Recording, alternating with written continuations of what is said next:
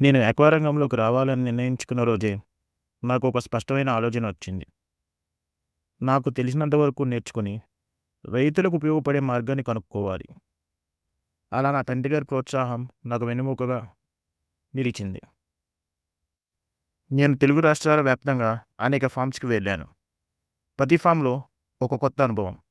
ప్రతి రైతు మాటలో ఒక కొత్త పాఠం దొరికింది. మొదట నేను చూసింది వైట్ ఫిష్ మరియు అనామీ సాగు.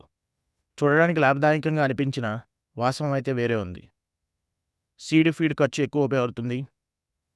చివరికి మార్కెట్ వోల్టాలిటీస్ ద్వారా ధర తగ్గుతుంది. అంటే రైతుకు శ్రమ ఎక్కువ, కానీ లాభం తక్కువ. తర్వాత నా దృష్టి పడింది సీబాస్ మరియు మురేల్ మీద.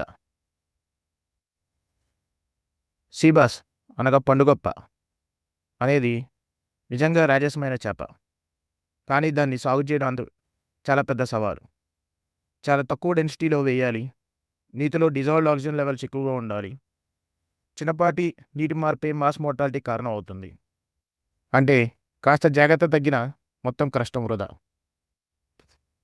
ఇంతకీ రైతు భవిష్యత్తు కోసం ఏది సస్టైనబుల్? అక్కడే నాకు సమాధానం దొరికింది. కొరమేను చేప.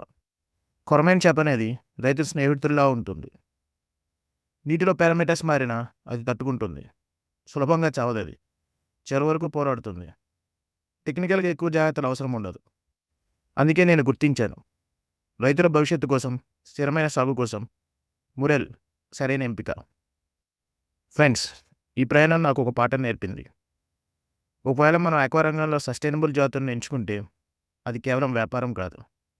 మన భవిష్యత్ తరాలకు ఆహార భద్రతనిచ్చే మహోన్నతమైన పని అవుతుంది.